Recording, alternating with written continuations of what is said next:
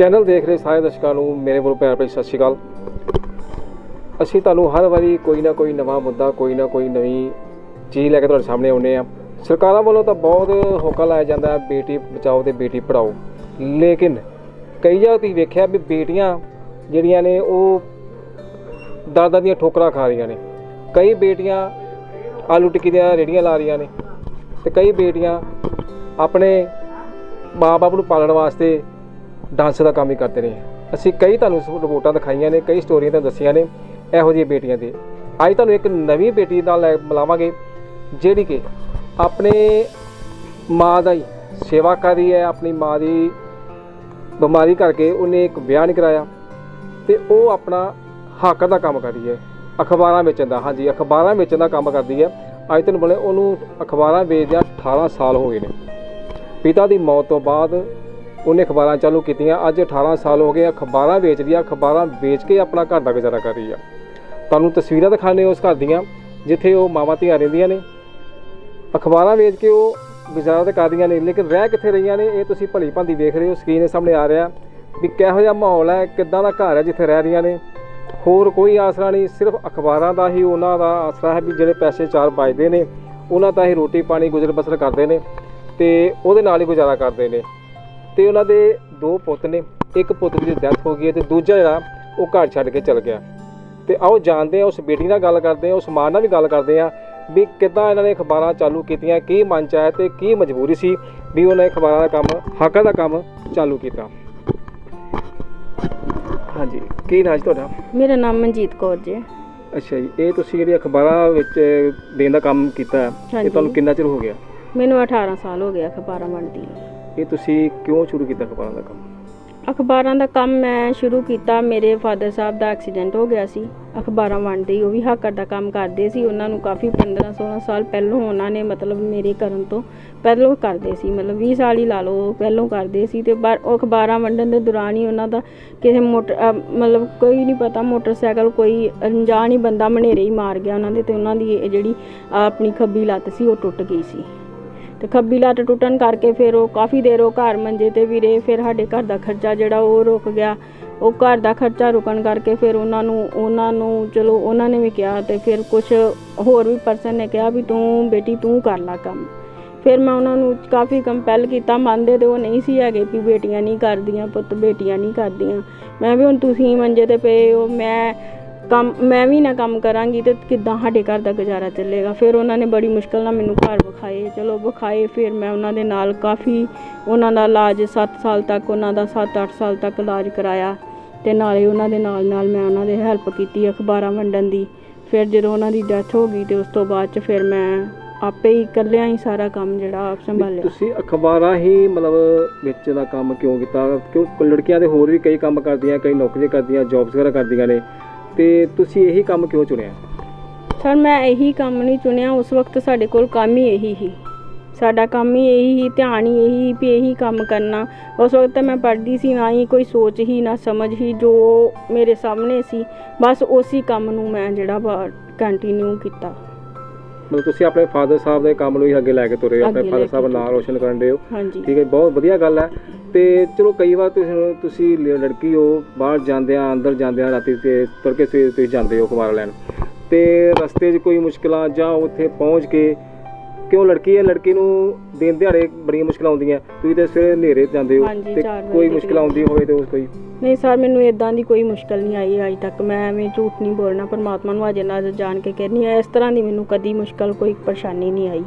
ਸਾਰੇ ਹੀ ਮੇਰੀ ਕਲੋਨੀਆਂ ਵਾਲੇ, ਮੇਰੇ ਮੁਹੱਲਿਆਂ ਵਾਲੇ, ਮੇਰੇ ਪਿੰਡਾਂ ਵਾਲੇ ਸਾਰੇ ਹੈਲਪਫੁਲ ਨੇ। ਉਹਨਾਂ ਨੂੰ ਪਤਾ ਵੀ ਇਹ ਬੇਟੀ ਇੰਨੇ ਵਜੇ ਆਉਂਦੀ ਹੈ। ਸਾਰੇ ਹੀ ਮਤਲਬ ਪਿੰਡਾਂ ਵਾਲੇ ਤੇ ਮਤਲਬ ਰੂਟੀਨ ਵਿੱਚ ਉਹ ਜਾਗੇ ਹੋਏ ਹੁੰਦੇ ਨੇ, ਸ਼ਹਿਰ ਵਾਲੇ ਆ ਉਹ ਸੁੱਤੇ ਹੁੰਦੇ ਨੇ। ਪਰ ਮੇਰੀ ਆਦਤ ਹੈ ਵੀ ਮੈਂ ਆਪਣਾ ਅਖਬਾਰ ਸੁੱਟਣੀ ਆ ਤੇ ਬਸ ਆ ਜਾਣਾ ਵਾ। ਮੈਂ ਕਦੀ ਕਿਸੇ ਨਾਲ ਬਹੁਤਾ ਗੱਲਬਾਤ ਨਹੀਂ ਕਰਨੀ, ਕੋਈ ਖਲੋਣਾ ਨਹੀਂ, ਬਸ ਆਪਣਾ ਡੋਰ ਟੂ ਡੋਰ ਜਾਣਾ, ਅਖਬਾਰਾਂ ਆਪਣੀਆਂ ਸੁੱਟਣੀਆਂ ਤੇ ਆਪਣੇ ਕੰਮ ਤੇ ਨਾਲ ਮਤਲਬ ਰੱਖਣਾ ਬਸ। ਜਦੋਂ ਤੁਸੀਂ ਨਵਾਂ ਚਾਲੂ ਕੀਤਾ ਅਖਬਾਰਾਂ ਦੇਣ ਗਏ ਹੋ, ਉਦੋਂ ਤੁਹਾਡੇ ਮਨ 'ਚ ਕੋਈ ਡਰ, ਕੋਈ ਮਾੜਾ ਮੋਟਾ ਤਾਂ ਆਉਂਦਾ ਹੋਏਗਾ ਵੀ ਮੈਂ ਤੇ ਤੜਕੇ ਜਾਣਾ, 4 ਵਜੇ ਜਾਣਾ ਵਾ? ਕਾਫੀ ਡਰ ਆਉਂਦਾ ਰਿਹਾ ਵਾ। ਕਾਫੀ ਇੱਦਾਂ ਦੀਆਂ ਕਲੋਨੀਆਂ ਸੀ, ਕਾਫੀ ਇੱਦਾਂ ਦੇ ਪਲਾਟ ਸੀ ਜਿਹੜੇ ਵੀ ਦਰਖਤ ਉੱਗੇ ਹੋਣੇ। ਕਈ ਵਾਰੀ ਮੈਨੂੰ ਡਰ ਵੀ ਹੋਣਾ ਵੀ ਇੱਥੇ ਭੂਤ ਹੋਏਗਾ। ਮਤਲਬ ਬਚਪਨ ਸੀ ਨਾ, ਮਤਲਬ ਮਨ ਦੇ ਵਿੱਚ ਇੱਦਾਂ ਸੀ ਵੀ ਇੱਥੇ ਕੋਈ ਭੂਤ ਹੋਏਗਾ ਮੈਂ ਵੇਖਣਾ, ਮੈਂ ਖੁਦ ਹੀ ਡਰਨਾ, ਖੁਦ ਹੀ ਉੱਥੋਂ ਜਲਦੀ ਕਰ ਲੈਣਾ ਵੀ ਅਗਲੀ ਗਲੀ ਚਲ ਕਿੰਨੀ ਜਾਣਾ। ਕੁ ਉਮਰ ਸੀ ਤੁਹਾਡੀ ਉਦੋਂ ਜਦੋਂ ਤੁਸੀਂ ਸਟਾਰਟ ਉਦੋਂ ਮੈਂ ਛੋਟੀ ਸੀ ਕਾਫੀ, ਕਰੀਬ ਮੈਨੂੰ ਪਤਾ ਤੇ ਹੈ ਨਹੀਂ ਕਿਉਂਕਿ ਇਹੋ ਜਿਹੀਆਂ ਮੁਸ਼ਕਲਾਂ ਪਰੇਸ਼ਾਨੀਆਂ ਦਾ ਮੈਂ ਕਦੀ ਟਾਈਮ ਤੇ ਫਿਰ ਤੁਸੀਂ ਜਦੋਂ ਚਾਲੂ ਕੀਤਾ ਕੰਮ ਤੇ ਫਿਰ ਤੁਸੀਂ ਇਕੱਲੇ ਗਏ ਹੋ ਜਾਂ ਨਾਲ ਕਿਸੇ ਨੂੰ ਲੈ ਕੇ ਗਏ ਹੋ? ਫਿਰ ਮੇਰੇ ਨਾਲ ਪਹਿਲਾਂ ਤੇ ਮੇਰੇ ਫਾਦਰ ਸਾਹਿਬ ਜਦੋਂ ਥੋੜੀ ਉਹਨਾਂ ਦੀ ਸਿਹਤ ਠੀਕ ਹੋਈ ਤੇ ਫਿਰ ਉਹਨਾਂ ਨੇ ਥੋੜਾ ਕਿਹਾ ਵੀ ਮੈਂ ਵੀ ਤੇਰੇ ਨਾਲ ਹੈਲਪ ਕਰਾਵਾਂਗਾ। ਫਿਰ ਉਹ ਸਕੂਟਰੀ ਦੇ ਉੱਪਰ ਮਤਲਬ ਛੋਟੀ ਸਕੂਟਰੀ ਜਿਹੜੀ ਲਈ ਉਹਦੇ ਤੇ ਜਾ ਕੇ ਫਿਰ ਉਹ ਥੋੜਾ ਬਹੁਤਾ ਕੰਮ ਕਰਦੇ ਰਹੇ ਮੇਰੇ ਨਾਲ। ਫਿਰ ਉਹਨਾਂ ਦੀ ਤਬੀਅਤ ਖਰਾਬ ਹੋ ਗਈ ਤੇ ਫਿਰ ਉਹਨਾਂ ਦੀ ਮਤਲਬ ਇਦਾਂ ਐਕਸਪਾਇਰ ਹੋ ਗਏ।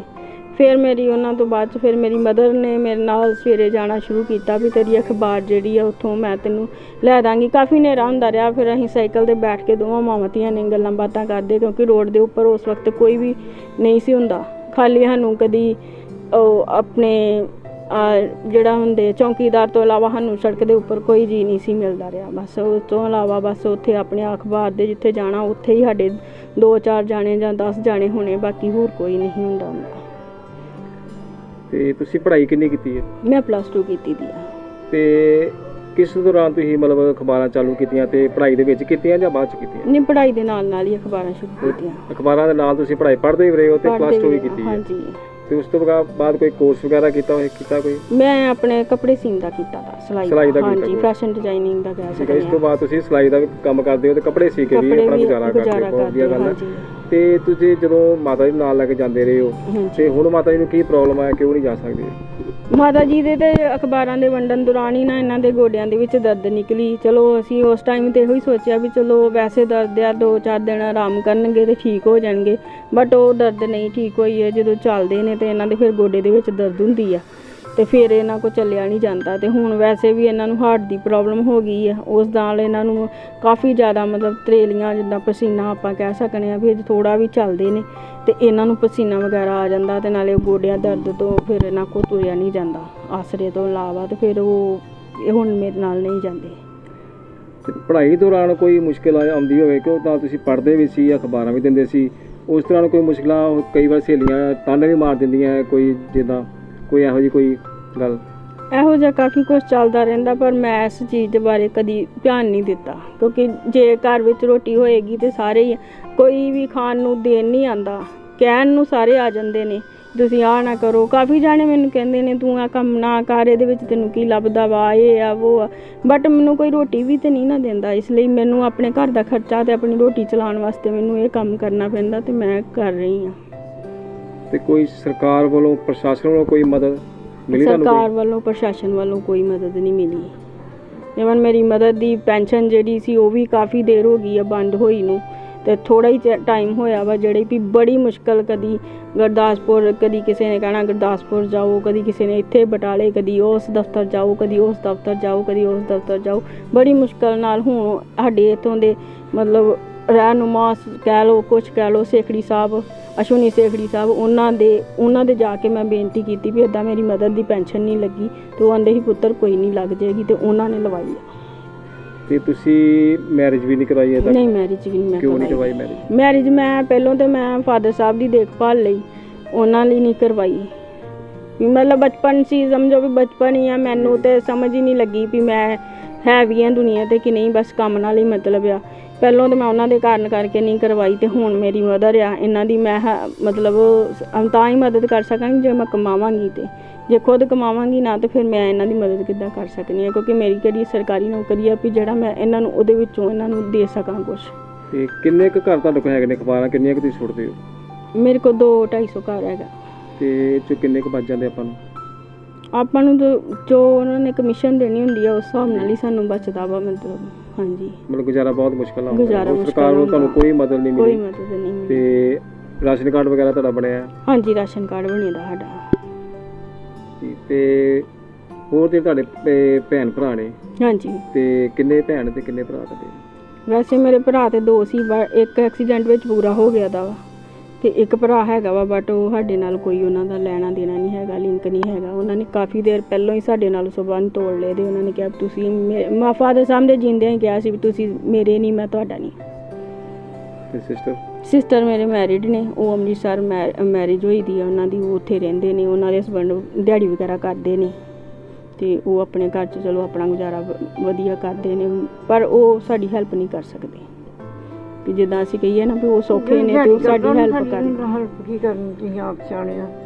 ਤੁਸੀਂ ਅੱਜ ਕੱਲ੍ਹ ਦੀਆਂ ਕੁੜੀਆਂ ਨੂੰ ਕੀ ਸੰਦੇਸ਼ ਦੇਣਾ ਚਾਹੋਗੇ ਜਿਨ੍ਹਾਂ ਦੇ ਸਿਰ ਤੇ ਪਿਓ ਦਾ ਸਾਇਆ ਨਹੀਂ ਆ, ਜਾਂ ਕਈ ਉੱਦਾਂ ਨਹੀਂ ਜਿਹੜੀਆਂ ਮੂੰਹ ਚੜੀਆਂ ਹੁੰਦੀਆਂ ਤੇ ਗਲਤ ਰਸਤੇ ਵੱਲ ਤੁਰ ਪੈਂਦੀਆਂ ਨੇ, ਤੇ ਉਹਨਾਂ ਨੂੰ ਤੁਸੀਂ ਕੋਈ ਮੈਸੇਜ ਦੇਣਾ ਚਾਹੋਗੇ? ਤੁਹਾਡੇ ਵੱਲ ਦੇਖ ਤੁਸੀਂ ਇੱਕ ਪਿਓ ਦਾ ਸਾਇਆ ਸਿਰ ਤੇ ਹੈ ਨਹੀਂ ਹੈ, ਸਿਰਫ ਮਾਂ ਕੋਲ ਹੈ, ਤੁਸੀਂ ਇੰਨੇ ਇਮਾਨਦਾਰੀ ਨਾਲ ਕੰਮ ਕਰਨ ਦੇ, ਆਪਣਾ ਕਾਰੋਬਾਰ ਕਰਨ ਦੇ, ਉਹ ਨੀਂਦਰ ਹੋ ਗਏ, ਤੇ ਉਹਨਾਂ ਨੂੰ ਕੀ ਮੈਸੇਜ ਦੇਣਾ ਚਾਹੋਗੇ? ਸਰ ਮੇਰਾ ਤੇ ਉਹਨਾਂ ਭੈਣਾਂ ਲਈ, ਉਹਨਾਂ ਆਪਣੀਆਂ ਸਹੇਲੀਆਂ ਲਈ ਮੇਰਾ ਇਹੋ ਹੀ ਮੈਸੇਜ ਆ ਵੀ ਆਪਣੇ ਮਾਂ-ਬਾਪ ਨੂੰ ਹਮੇਸ਼ਾ ਉੱਪਰ ਰੱਖੋ। ਜੇ ਤੁਹਾਡੀ ਮੈਰਿਜ ਹੋ ਜਾਂਦੀ ਹੈ ਤੇ ਤਾਂ ਵੀ ਆਪਣੇ ਸੱਸ ਸਸੁਰ ਨੂੰ ਆਪਣੇ ਜਿਹੜਾ ਵਾ ਮਾਂ-ਬਾਪ ਵਾਂਗੂ ਸਮਝੋ। ਕਦੀ ਵੀ ਆਪਣੀ ਮੈਰਿਜ ਤੋਂ ਪਹਿਲਾਂ ਮੈਰਿਜ ਤੋਂ ਬਾਅਦ ਆਪਣੀ ਲਾਈਫ ਨੂੰ ਜਿਹੜਾ ਨਾ ਤੁਸੀਂ ਗਲਤ ਰਸਤੇ 'ਤੇ ਨਾ ਪਾਓ ਵੀ ਤੁਹਾਨੂੰ ਕੋਈ ਉਂਗਲ ਚੁੱਕ ਸਕੇ। ਤੁਸੀਂ ਹਰ ਇੱਕ ਲਈ ਇੱਕ ਪ੍ਰੇਰਨਾ ਬਣੋ ਵੀ ਤੁਹਾਡੀ ਹਰ ਕੋਈ ਮਿਸਾਲ ਦੇਵੇ, ਨਾ ਕਿ ਤੁਹਾਡਾ ਜਿੱਥੇ ਤੁਸੀਂ ਜਾਓ ਤੇ ਉੱਥੇ ਤੁਹਾਨੂੰ ਕਹੇ ਵੀ ਇਹ ਤੇ ਗਲਤ ਕੰਮ ਕਰਕੇ ਆਈ ਦੀ ਆ ਜਾਂ ਕੁਛ ਵੀ ਇੱਦਾਂ ਦਾ ਕੁਛ ਗਲਤ ਕੁਛ ਨਹੀਂ ਕਰਨਾ ਚਾਹੀਦਾ। ਹਮੇਸ਼ਾ ਆਪਣੇ ਮਾਂ-ਬਾਪ ਲਈ ਤੇ ਆਪਣੇ ਪੇਰੈਂਟਸ ਲਈ, ਆਪਣੇ ਭੈਣ ਭਰਾਵਾਂ ਲਈ ਵਧੀਆ ਸੋਚਣਾ ਚਾਹੀਦਾ ਵੀ ਤੁਹਾਡੇ ਭੈਣ ਭਰਾ, ਤੁਹਾਡੇ ਪੇਰੈਂਟਸ ਤੁਹਾਡੇ ਲਈ ਤੁਹਾਨੂੰ ਹਮੇਸ਼ਾ ਹੀ ਯਾਦ ਰੱਖਣ। ਦੁਨੀਆ ਵਿੱਚ ਤੁਸੀਂ ਆਏ ਹੋ ਤੇ ਆਪਣਾ ਨਾਂ ਜਿਹੜਾ ਵਾ ਰੋਸ਼ਨ ਕਰੋ, ਨਾ ਕਿ ਉਹਨੂੰ ਗਲਤ ਤਰ੍ਹਾਂ ਉਹਨੂੰ ਗੰਦਾ ਕਰੋ। ਨਹੀਂ ਜੀ, ਬਿਲਕੁਲ ਤੁਸੀਂ ਆਪਣੇ ਪਿਓ ਦਾ ਨਾਂ ਰੋਸ਼ਨ ਕਰ ਰਹੇ ਹੋ। ਜੋ ਕੰਮ ਕਰਦੇ ਤੁਸੀਂ ਉਸੇ ਕੰਮ ਨੂੰ ਲੈ ਕੇ ਅੱਗੇ ਤੁਰੇ ਹੋ ਤੇ ਕਾਫੀ ਕੰਮ ਵਧਾਇਆ ਵਾ। ਤੇ ਚਲੋ ਤੁਹਾਡੇ ਲਾਗੇ ਜਾ ਕੇ ਵੀ ਪੁੱਛਿਆ ਵਾ ਤੇ ਉਹ ਸਿਫਤ ਕੀਤੀ ਹੈ ਜਿਹਨੇ ਵੀ ਕੀਤੀ ਹੈ ਤੁਹਾਡੀ। ਤੇ ਲੋ ਜੀ, ਹੁਣ ਅਸੀਂ ਗੱਲ ਕਰਦੇ ਹਾਂ ਇਹਨਾਂ ਦੀ ਮਾਤਾ ਜੀ ਨਾਲ ਤੇ ਉਹਨਾਂ ਨੂੰ ਪੁੱਛਦੇ ਹਾਂ ਵੀ ਕੀ ਗੱਲ ਸੀਗੀ, ਵੀ ਇਹਨਾਂ ਦੇ ਕੀ ਪ੍ਰੋਬਲਮ ਆ। ਹਾਂਜੀ ਮਾਤਾ ਜੀ। ਹਾਂਜੀ, ਇਹ ਤੁਹਾਨੂੰ ਪਤਾ ਦੱਸੋ ਵੀ ਗੋਡਿਆਂ ਦੀ ਕੀ ਪ੍ਰੋਬਲਮ ਕੀ ਹੋਇਆ? ਗੋਡੇ ਮੈਂ ਤੁਰੀ ਜਾਂਦੀ ਹਾਂ ਤੇ ਪੀੜ ਹੋਈ ਹੈ ਤੇ ਉਦੋਂ ਬਾਅਦ ਮੈਂ ਨਹੀਂ ਤੁਰੀ ਚੰਗੀ ਤਰ੍ਹਾਂ। 8-7 ਦਿਨ ਮੈਂ ਬਿਲਕੁਲ ਨਹੀਂ ਤੁਰੀ ਤੇ ਦਵਾਈ ਵੀ ਲਿਆਂਦੀ ਹੈ ਪਰ ਕੋਈ ਫਰਕ ਨਹੀਂ। ਕੋਈ ਕਹਿੰਦਾ ਵਾ ਇਹਦਾ ਆਪਰੇਸ਼ਨ ਕਰਾਓ, ਕੋਈ ਕਹਿੰਦਾ ਕੋਈ। ਮੈਂ ਸਾਡੇ ਘਰ ਰੋਟੀ ਖਾਣ ਨੂੰ ਆਪਰੇਸ਼ਨ ਨਹੀਂ ਕਿੱਥੋਂ ਕਰੀਏ। ਤੇ ਇਹੋ ਬੇਟੀ ਵਿਚਾਰੀ ਲਿਆਵੇ ਤੇ ਅਸੀਂ ਰੋਟੀ ਖਾਂਦੇ ਹਾਂ, ਜੇ ਨਾ ਲਿਆਵੇ ਤਾਂ ਸਾਨੂੰ ਕੋਈ ਆਸਰਾ ਹੀ ਨਹੀਂ। ਪਹਿਲੀ ਵਾਰੀ ਬੇਟੀ ਜਾਂਦੀ ਆ ਕੰਮ ਤੇ, ਅਖਬਾਰਾਂ ਤੇ। ਹਾਂਜੀ। ਤੇ ਤੁਸੀਂ ਕਿੱਦਾਂ ਉਹਨੂੰ ਜਾਣ ਦਿੱਤਾ ਜਾਂ ਕੀ ਕੀਤਾ ਗਿਆ? ਨਹੀਂ, ਇਹਨਾਂ ਦਾ ਡੈਡੀ ਪਹਿਲਾਂ ਡੈਡੀ ਜੇ ਪਿਆ ਸੀ ਨਾ ਲੰਮੇ ਵਿਸੱਟ ਤੋਂ, ਤੇ ਉਹਨੇ ਫਿਰ ਆਖਿਆ ਵੀ ਬੇਟੀ ਤੂੰ ਨਾ ਜਾ। ਇਹ ਆਖਣ ਲੱਗੀ ਨਹੀਂ ਵੀ ਮੈਂ ਕਿਹਾ ਵੀ ਜੇ ਨਾ ਬੇਟੀ ਜਾਊਗੀ ਤੇ ਰੋਟੀ ਕੌਣ ਦੇਊਗਾ? ਮੁੰਡਾ ਤੇ ਘਰੋਂ ਨਿਕਲ ਗਿਆ ਤੇ ਫਿਰ ਚਲ ਗਈ। ਫਿਰ ਆਖਣ ਮੈਂ ਕਿਹਾ ਵੀ ਚੱਲ ਥੋੜ੍ਹਾ ਚਿਰ ਇਹਦੇ ਨਾਲ ਮੈਂ ਚੱਲ ਜਾਂਦੀ ਹਾਂ। ਕੋਈ 5-7 ਸਾਲ ਇਹਦੇ ਨਾਲ ਮੈਂ ਗਈ ਹਾਂ। ਮੈਂ ਸਵੇਰੇ ਜਾਣਾ, ਮੈਨੂੰ ਅਖਬਾਰਾਂ ਝੋਲਿਆਂ 'ਚ ਪਾ ਦੇਣੀਆਂ ਨੇ, ਟੋਕਰੀ 'ਚ ਪਾ ਦੇਣੀਆਂ ਨੇ। ਉੱਥੋਂ ਇਹਨੇ ਅਸੀਂ ਮਾਵਾਂ ਧੀਆਂ ਹੌਲੀ ਹੌਲੀ ਇੱਥੋਂ ਤੱਕ ਆ ਜਾਣਾ। ਤੇ ਮੈਂ ਆਖਣਾ ਚੱਲ ਬੇਟੀ 20-25 ਅਖਬਾਰਾਂ 30 ਨੇ ਉਹ ਮੈਨੂੰ ਫੜਾ ਦੇ। ਆਪਣੇ ਮੁਹੱਲੇ 'ਚ ਮੈਂ ਸਾਰਿਆਂ ਦੇ ਥਾਣੇਦਾਰਾਂ ਦੇ ਘਰ ਹੋਰ ਸਾਰੇ ਆਪ ਮੈਂ ਫੜਾ ਦੇਣੀਆਂ। ਤੇ ਮੈਂ ਕਹਿਣਾ ਚੱਲ ਪੁੱਤ ਧਿਆਨ ਨਾ ਜਾਵੀਂ, ਰਾਜ ਕੁੱਤੇ ਕੱਟੇ ਨਾ ਪਾਈ, ਧਿਆਨ ਨਾ ਜਾਵੀਂ। ਇਹਨੇ ਫਿਰ ਹੌਲੀ ਹੌਲੀ ਜਾਣਾ। ਤੇ ਉਦੋਂ ਮੋਬਾਇਲ ਤੇ ਹੈ ਵੀ ਸੀ ਤੇ ਨਹੀਂ ਵੀ, ਮਾਤਰਾ ਕੋ ਕਿੱਥੇ ਲੈ ਜਾਣੀ ਉਦੋਂ। ਫਿਰ ਮੈਂ ਕਿਹਾ ਪੁੱਤ ਚੱਲ ਕੋਈ ਉੱਥੋਂ ਮੈਨੂੰ ਦੱਸ ਦੇਈਂ ਵੀ ਮੈਂ ਇੱਥੇ ਕਿਤੇ ਆ। ਤੇ ਇਹਨੇ ਸੁੰਦਰ ਨਗਰ ਆਉਣਾ, ਮਾਨ ਨਗਰ ਆਉਣਾ, ਹਰਨਾਮ ਨਗਰ ਆਉਣਾ, ਪਰ ਗੋਖੋਵਾਲ ਚੱਲ ਜਾਣਾ। ਤੇ ਚਲੋ ਇਹਨੇ ਆ ਜਾਣਾ। ਸੁਖਤੀ ਨੂੰ ਫਿਕਰ ਇਹੋ ਹੀ ਹੋਣਾ ਮੈਂ ਸਕੂਲ ਜਾਣਾ ਵਾ। ਸਕੂਲ ਵੀ ਮੈਡਮ ਨੂੰ ਆਖਿਆ ਉਹ ਬਹੁਤ ਚੰਗੀ, ਹੁਣ ਤੇ ਪਤਾ ਨਹੀਂ ਹੈਗੀ ਕਿ ਵਿਚਾਰੀ ਪੂਰੀ ਹੋ ਗਈ ਆ। ਮੈਡਮ ਨੂੰ ਅਸੀਂ ਆਖਿਆ ਵੀ ਮੈਡਮ ਜੀ ਆਹ ਹਿਸਾਬ ਕਿਤਾਬ ਆ। ਤੇ ਆਉਂਦੇ ਵੀ ਪੁੱਤਰ ਕੋਈ ਨਹੀਂ ਤੂੰ ਆ ਜਾ ਕਰ, ਮੈਂ ਤੈਨੂੰ ਸਮਝਾ ਲਿਆ ਕਰੂ। ਜਿਹੜੇ ਇਹਨਾਂ ਨੇ ਕਰਾਇਆ ਕੁੜੀਆਂ ਨੂੰ ਉਹਨਾਂ ਹੀ ਇਹਨੇ ਚਲੇ ਜਾਣਾ। ਤੇ ਉੱਥੇ ਇਹਨਾਂ ਦੀ ਸਾਰੀ ਚਲੋ ਸਾਡੇ ਵਾਸਤੇ ਤਾਂ ਮੈਡਮ ਵੀ ਰੱਬ ਹੀ ਸੀ। ਨਹੀਂ, ਕਿਤੇ ਨਾ ਕਿਤੇ ਜਦੋਂ ਤੁਸੀਂ ਭੇਜਿਆ ਵਾ ਤੁਹਾਨੂੰ, ਜਦ ਤੱਕ ਤੁਹਾਡੀ ਬੇਟੀ ਘਰ ਨਹੀਂ ਆ ਜਾਂਦੀ ਮਨ 'ਚ ਇੱਕ ਧੜਕੂ ਜਿਹਾ ਲੱਗਾ ਰਹਿੰਦਾ? ਮੈਨੂੰ ਨਹੀਂ ਲੱਗਾ। ਮੈਨੂੰ ਪਤਾ ਵੀ ਮੇਰੀ ਬੇਟੀ ਨੇ ਕਿਤੋਂ ਇਹ ਨਹੀਂ ਤੁਹਾਡੀ ਬੇਟੀ ਠੀਕ ਆ, ਬਿਲਕੁਲ ਠੀਕ ਆ, ਪਰ ਜਿਹੜਾ ਜ਼ਮਾਨਾ ਖਰਾਬ ਚੱਲਣ ਡਿਆ ਅੱਜ ਕੱਲ੍ਹ। ਮੈਨੂੰ ਮੇਰੀ ਬੇਟੀ ਨੇ ਨਾਲ ਖੜਨਾ ਹਥਿਆਰ। ਮੇਰੀ ਬੇਟੀ ਨੇ ਇੱਦਾਂ ਬੜਾ ਚਾਬੀ ਪਿਸਤੌਲ ਅਜੇ ਵੀ ਹੈਗੀ, ਚਾਬੀ ਉਹ ਨਾਲ ਖਾਣੀ, ਚਾਕੂ। ਮੈਂ ਨਾ ਕੋਈ ਮੈਨੂੰ ਰਾਜ ਕੋਈ ਗਲਤ ਗੱਲ ਕਰੂਗਾ ਤੇ ਮੈਂ ਚਾਕੂ ਨਾਲ ਲਗਾ ਲਾਂਗਾ ਪੇਟ 'ਚ। ਤੇ ਤੁਹਾਡੀ ਕਿੰਨੇ ਦੀ ਦਵਾਈ ਆ ਜਾਂਦੀ ਵੈਸੇ ਮਹੀਨੇ ਦੀ? ਦਵਾਈ ਮੇਰੀ ਇਹੋ ਹੀ ਗੁੱਡੀ ਲੈਣ ਜਾਂਦੀ ਆ, ਮੈਨੂੰ ਨਹੀਂ ਪਤਾ ਕਿੰਨੇ ਦੀ ਆਉਂਦੀ ਆ। ਚਲੋ ਕੋਈ ਨਹੀਂ, ਆਲੀਆ ਰੋਡ ਤੋਂ ਹਸਪਤਾਲ ਆ, ਉੱਥੋਂ ਲਿਆਉਂਦੇ ਆ। ਤੇ ਸਰਕਾਰ ਵੱਲੋਂ ਕੋਈ ਸਹੂਲਤ ਨਹੀਂ, 5 ਪੈਸਿਆਂ ਦੀ ਨਹੀਂ। ਕਿ ਪੁੱਛਿਆ ਹੀ ਨਹੀਂ ਆਣ ਕੇ। ਕਮਰੇ 'ਚ ਆਉਂਦੇ ਸਾਰੇ ਢੱਠਣ ਆਏ ਤੇ ਅਸੀਂ ਉੱਥੇ ਨੇ, ਸਾਨੂੰ ਕਿਸੇ ਨੇ ਇਹ ਨਹੀਂ ਪੁੱਛਿਆ ਤੁਹਾਡੇ ਵਿਹੜੇ 'ਚ ਪਾਣੀ ਆ, ਵੀ ਤੁਸੀਂ ਕਿੱਦਾਂ ਰਹਿੰਦੀਆਂ ਜੇ ਇਕੱਲੀਆਂ, ਕਿੱਦਾਂ ਸੌਂਦੀਆਂ ਜਿੰਨਾ। ਕੋਈ ਨਹੀਂ ਪੁੱਛਣਾ। ਕੋਈ ਆਂਢੀ ਗੁਆਂਢੀ ਆਂਦੇ ਜਾਓ ਤੁਸੀਂ ਜਿੱਥੇ ਜਾਣਾ। ਆਪਣੇ ਤੇ ਕਿਸੇ ਨੇ ਕੀ ਆਉਣਾ ਤੇ ਸਰਕਾਰ ਨੇ ਕੀ ਆਉਣਾ। ਜੀ ਬਿਲਕੁਲ, ਮਾਤਾ ਜੀ ਦਾ ਬਹੁਤ ਵਧੀਆ ਕਹਿਣਾ ਵੀ ਸਰਕਾਰਾਂ ਸਾਨੂੰ ਪੁੱਛਦੀਆਂ ਨਹੀਂ। ਸਰਕਾਰਾਂ ਨੂੰ ਤੇ ਇਹਨਾਂ ਵੱਲ ਧਿਆਨ ਦੇਣਾ ਚਾਹੀਦਾ ਜਿਨ੍ਹਾਂ ਨੂੰ ਲੋੜ ਆ, ਜਿਨ੍ਹਾਂ ਨੂੰ ਲੋੜ ਆ। ਪ੍ਰਸ਼ਾਸਨ ਨੂੰ ਉਹਨਾਂ ਵੱਲ ਧਿਆਨ ਨਹੀਂ ਦਿੰਦੀ ਤੇ ਹੋਰ ਲੋਕਾਂ ਦੇ ਢਿੱਡ ਭਰੀ ਜਾਂਦੀ ਹੈ। ਇਹ ਤਾਂ ਆਪਾਂ ਬਹੁਤ ਜਗ੍ਹਾ ਵੇਖਿਆ, ਤੁਹਾਨੂੰ ਦਿਖਾਇਆ ਵੀ ਹੈ। ਆਪਾਂ ਸਾਡੀ ਨਿਊਜ਼ਾਂ ਨਾਲ ਤੁਹਾਡੇ ਤੱਕ ਪਹੁੰਚਦੇ ਰਹੇ ਆ ਵੀ ਹਰ ਜਗ੍ਹਾ ਹੈ ਕਿਸੇ ਦੇ ਗਰੀਬ ਦੀ ਰਾਸ਼ਨ ਕਾਰਡ ਨਹੀਂ ਬਣਿਆ, ਕਿਸੇ ਨੂੰ ਪੈਨਸ਼ਨ ਨਹੀਂ ਮਿਲਦੀ, ਨਾ ਸਰਕਾਰ ਨੂੰ ਕੋਈ ਰਾਸ਼ਨ ਮਿਲ ਰਿਹਾ। ਅਸੋ ਆਪਾਂ ਹੁਣ ਇਸ ਬੇਟੀ ਕੋਲ, ਇਸ ਧੀ ਕੋਲੋਂ ਉਹਦਾ ਨੰਬਰ ਲੈਣੇ ਆ ਤਾਂ ਕਿ ਜੋ ਸਮਾਜ ਸੇਵੀ ਸੰਸਥਾ ਨੇ ਬਾਹਰ ਬੈਠੇ ਨੇ, ਜੇ ਕੋਈ ਮਦਦ ਕਰਨਾ ਚਾਹਵੇ ਇਸ ਧੀ ਦੀ ਕਰ ਸਕਦਾ ਹੈ। ਅਸੀਂ ਨੰਬਰ ਲੈ ਕੇ ਤੁਹਾਨੂੰ ਫਲੈਸ਼ ਕਰਾਂਗੇ ਤੇ ਇਹ ਨੰਬਰ ਦਿਓ ਜੀ ਆਪਣਾ ਤੁਸੀਂ। ਹਾਂਜੀ, ਮੇਰਾ ਨੰਬਰ ਹੈ 6287340480 6287340480 ਜੀ ਠੀਕ ਹੈ, ਤੁਸੀਂ ਸੁਣਿਆ ਨੰਬਰ ਇਹਨਾਂ ਦਾ। ਜੇ ਕਿਸੇ ਵੀਰ ਭਰਾ ਨੇ ਬਾਹਰੋਂ ਕਿਸੇ ਮਦਦ ਕਰਨੀ ਹੋਵੇ ਇਹਨਾਂ ਨਾਲ ਕੰਟੈਕਟ ਕਰ ਸਕਦਾ ਹੈ। ਇਹਨਾਂ ਨੂੰ ਜੋ ਆਪਣੀ ਦਕਸ਼ਨਾ ਦਸਵੰਧ ਕੱਢ ਕੇ ਭੇਜ ਸਕਦਾ ਤਾਂ ਜੋ ਇਹਨਾਂ ਦੀ ਥੋੜ੍ਹੀ ਗਰੀਬੀ ਥੋੜ੍ਹੀ ਹੌਲੀ ਹੋ ਜੇ, ਇਹਨਾਂ ਨੂੰ ਥੋੜ੍ਹਾ ਬਹੁਤਾ ਮਿਲ ਸਕੇ। ਕੈਮਰਾ ਪਰਸਨ ਜਤਿੰਦਰ ਕੁੰਡਰ ਨਾਲ ਜਸਵਿੰਦਰ ਬੇਦੀ, ਬਟਾਲਾ।